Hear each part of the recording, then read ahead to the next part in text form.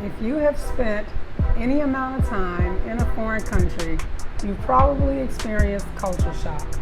I want to tell you guys a story about my time dealing with culture shock.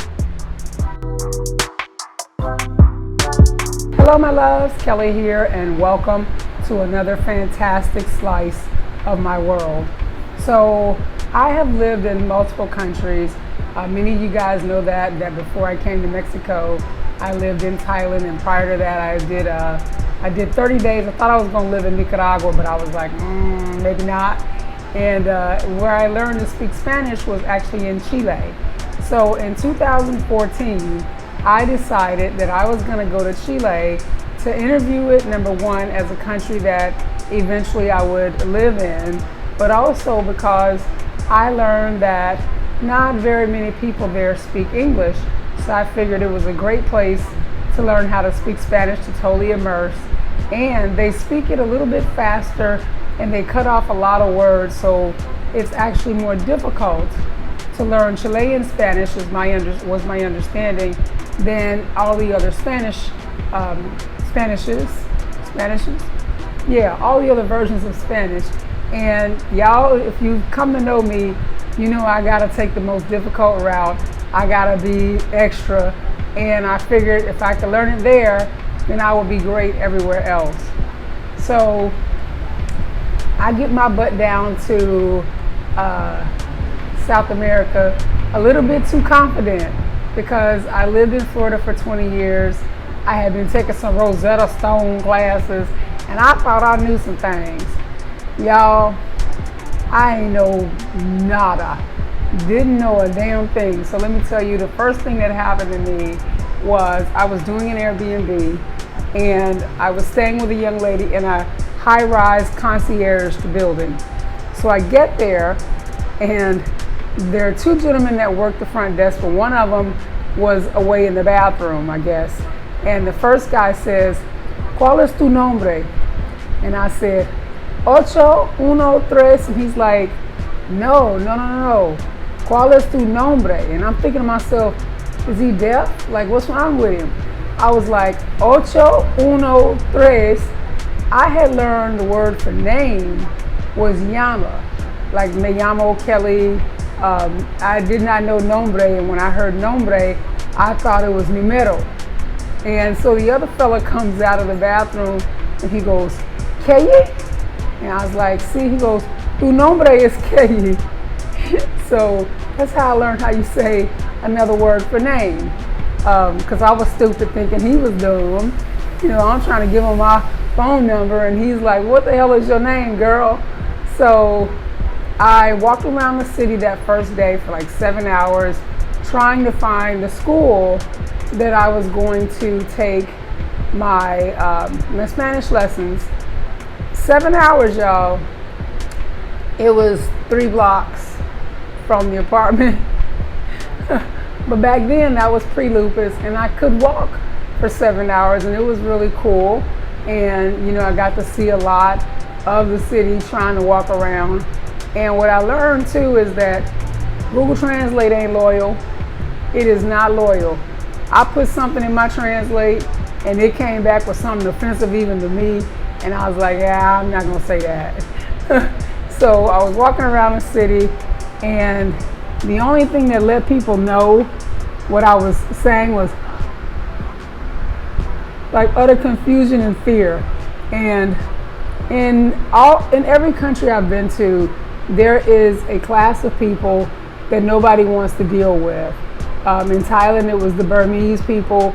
In America, you know, it's those black folk, Mexicans, you know, and so there's this thing everywhere you go. So as I walked around Santiago, people would look at me and they go, "Colombiana?" And I was like, "No, soy de Norte America." "Oh, Norte Americana!" You know, and it was like, okay. But anyway, so I go to the school finally, and one day, like, they don't talk to you. They can speak English, but they don't speak to you in English because you're doing an immersion class. And they come into the classroom and they said, we're gonna have a barbecue, to welcome you all, and the barbecue costs this much money. Well, I only had like half of that, and I wanted to know if I could come back later during the asada and pay the rest. But of course, I did not know how to say this in English, in Spanish. And I had been, a couple of days in the city at this point, not knowing how to communicate, not really understanding a lot of what people were saying to me. And again, most of the people there don't speak English, so I was really, really lost. And by day 3, day 4, I was over it. I was like, okay, what have I done here? I can't wait to learn. And then I get to the school and they're only speaking Spanish. So I go out and I'm trying to ask the young lady, can I pay later? And because my Spanish is jacked up, she's kind of like, don't know what you're saying. So I said, and I just started ugly crying. And then they started speaking to me in English. And so I got myself together. There was a fellow from Houston. He was like, that's how I felt the first time I came here too. He was in for his second run of learning how to speak the language. And I get back to the apartment where I'm sharing it with this young lady, and she spoke English. Now, I thought that the 2 or 3 blocks, I got myself together at the school, thought the 2 or 3 blocks, I was like, okay, you could do this, Kelly. It's all good. I walked into the apartment and she said, how was your day at school? And I said, and started ugly crying all over again. So by the time I left, a little more than a month later, I felt pretty confident. I could communicate, I could have a conversation with people. And a lot of the Spanish that I speak here in Mexico today is a result of what I remember from from what I learned in Chile. So I often tell people here when they ask me, if I'm learning Spanish, and I tell them, yo viajé a Chile en 2014 para aprender español, pero mi español es segue malo. So in other words, I went to Chile in 2014 to learn Spanish, but it's still bad. So I do my best though, lo intento, I try. So anyway, but I just thought I would share that with you guys. If you have experienced culture shock, share below.